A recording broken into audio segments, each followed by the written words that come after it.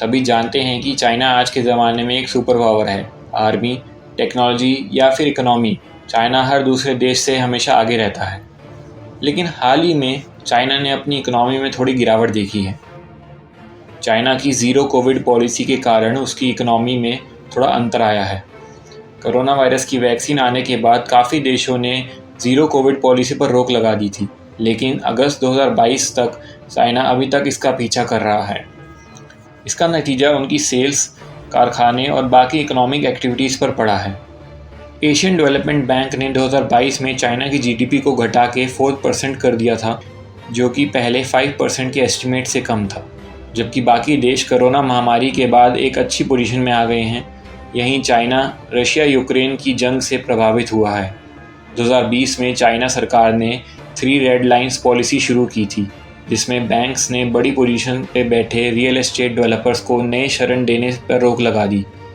इस नई पॉलिसी की वजह से काफ़ी लोग कर्ज में आ गए और अधूरे घरों की सूची बढ़ती जा रही है और होम बायर्स गिरवी भुगतान पर हड़ताल दे रहे हैं। चाइना की इकोनॉमी का असर जर्मन फैक्ट्री से लेके ऑस्ट्रेलिया की टूरिस्ट स्पॉट्स तक आ रहा है। एशिया में एक्सपोर्ट्स कमज़ोर हो रहे हैं क्योंकि चाइना के पड़ोसी अपने सबसे बड़े बाज़ार को देख रहे हैं। एप्पल और जनरल इलेक्ट्रिक कॉरपोरेशन के साथ कंपनी ने चाइना की परेशानियों के साथ साथ घटी बिक्री के कारण प्रोडक्शन और डिलीवरी समस्याओं के बारे में भी वार्निंग दी है।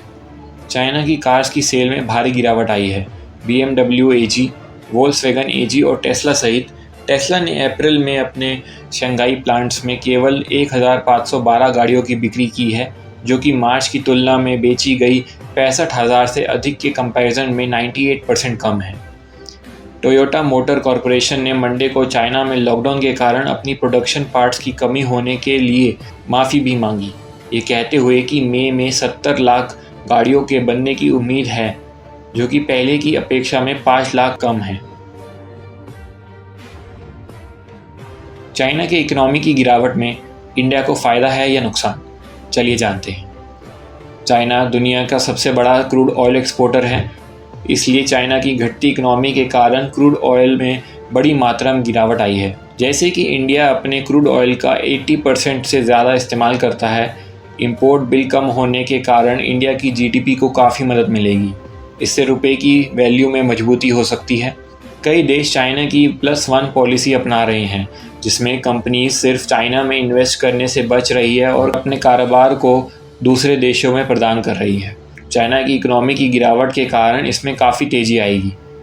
ये इंडिया और कई देशों के लिए एक बड़ी अपॉर्चुनिटी के साथ साथ बेहतर ट्रेड डील्स लेने का भी एक बड़ा अवसर है।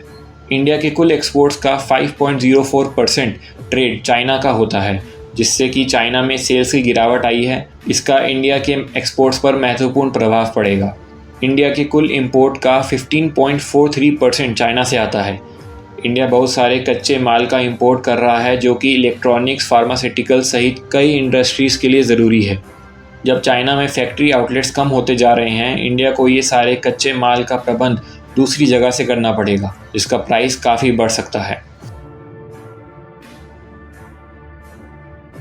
चाइना की गिरती इकोनॉमी इंडिया के लिए खुद को एशिया और दुनिया भर में एक पॉलिटिकल पावर बनने का एक बड़ा मौका देती है। श्रीलंका, बांग्लादेश और नेपाल सहित जैसे देश इकोनॉमिक क्राइसिस के शिकार बने हुए हैं। जहां ये देश अभी भी चाइना से मदद की उम्मीद कर रहे हैं, इंडिया इन देशों के लिए एक बड़ा मददगार साबित हो सकता है, जिससे इंडिया को वो दर्जा हासिल करने में मदद मिल सकती है जिसका वो हमेशा से इंतज़ार कर रहा था। ऐसी चिंता है कि चाइना की धीमी इकोनॉमी इंडिया पर प्रभाव कर सकती है। चाइना के सरकारी आंकड़ों के अनुसार 2021 के पहले 9 महीने चाइना के साथ देश का बायलैटरल ट्रेड लगभग 50% बढ़ा था। ये देखते हुए इंडिया पर भी प्रभाव दिख सकता है। चाइना की स्लो इकोनॉमी ट्रेड के लिए भारी चिंता का विषय है। पोस्ट कोरोना महामारी और रशियन यूक्रेन कॉन्फ्लिक्ट को नज़र में रखते हुए भी इंडिया के लिए ये एक चिंता के साथ साथ एक बड़ा अवसर भी है। आपको ये वीडियो कैसी लगी हमें कमेंट करके ज़रूर बताएं। वीडियो को लाइक, शेयर और चैनल को सब्सक्राइब करना ना भूलें। मिलते हैं आपसे अगली वीडियो में। धन्यवाद।